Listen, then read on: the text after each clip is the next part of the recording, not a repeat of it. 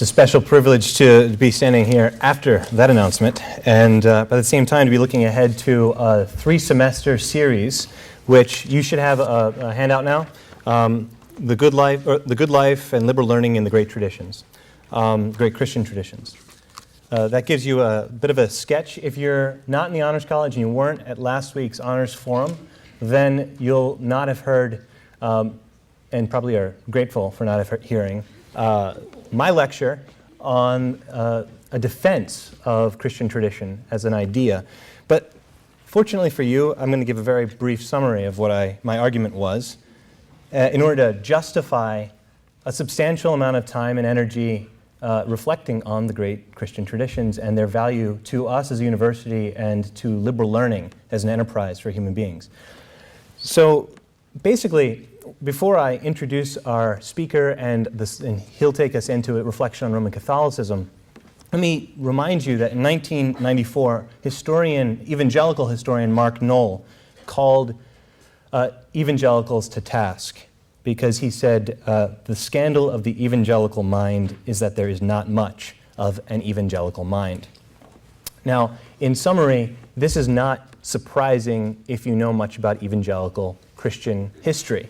If you know, for example, 18th century English evangelical history with names like the Wesleys, Whitefield, Wilberforce, Zinzendorf, these kinds of movements, you'll know that English evangelicals began to, whilst at the same time pursuing Christian activism to liberate slaves and advocate for abolition of the slave trade, they also seemed to begin to push away from the value of the intellectual life as something that is specifically affirmed by Christian theology. This is rooted, I want to argue very briefly, in the tradition of the Helesian Pietists. This is a German group from the 17th and early 18th century who basically tried to reset Christianity around the idea of orthopraxis rather than orthodoxy. That is to say, right action as opposed to right belief or right teaching. Their activism, as I said, motivated things like charity schools, orphanages, and hospitals. And I have to admit, as I did last week, that it was evangelicals like Wilberforce who opposed the slave trade and not English Enlightenment figures like Hume. It was evangelicals or pietists like Spener and Franke who conceptualized Christian orphanages and not Germans from the same vicinity like Kant or Leibniz. So we definitely have much to treasure in this evangelical activist tradition.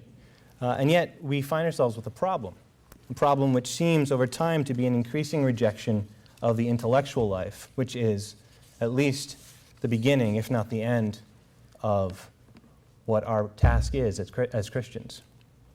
So in 1994, Knoll called us out and challenged us.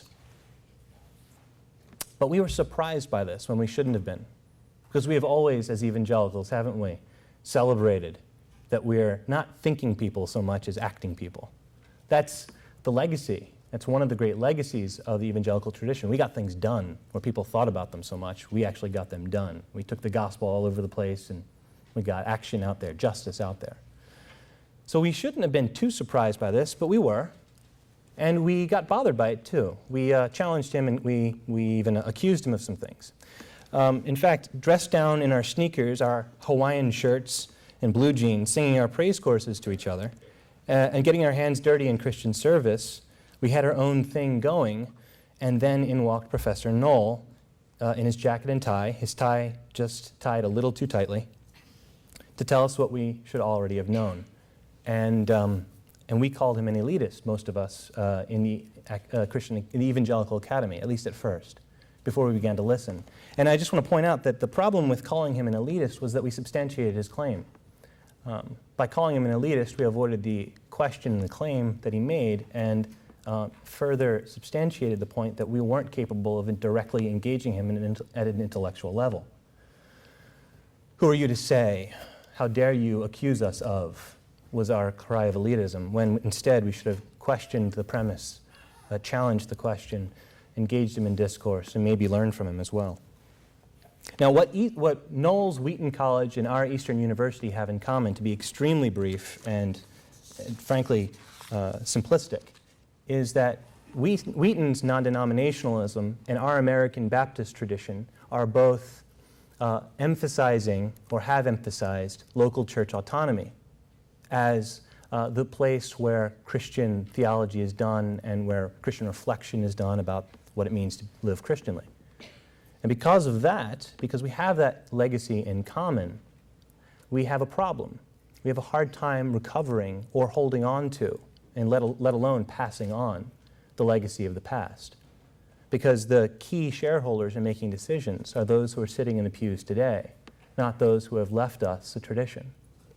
This is why it's important to engage as evangelicals here in the Baptist tradition that Eastern is a part of, or at least in the Baptist story that Eastern is a part of. It's important for us to engage in reflection on the great Christian traditions, the traditions that have been around for a long time, have a great legacy of reflection on what it means to live well and what kind of an education prepares us for living well.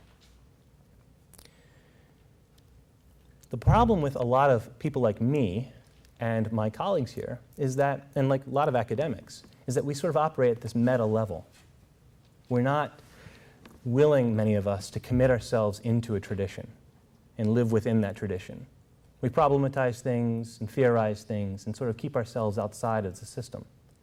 And so it's really hard to go and find someone who has inhabited with their whole life the ecosystem of a particular Christian tradition and who is sympathetic and even defensive of that tradition. So we have to go looking.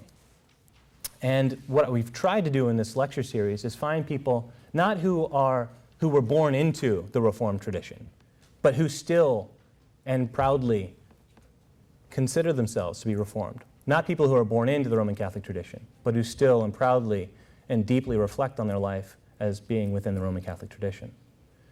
Now this means that we're going to have perhaps some disagreement between these speakers as we move forward.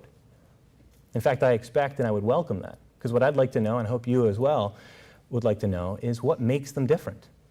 And what are the different views they have of human flourishing and the sort of education that prepares you for human flourishing. So those are some of the things that are ahead. And you'll see in the handout what some of these lectures are and what they'll be considering.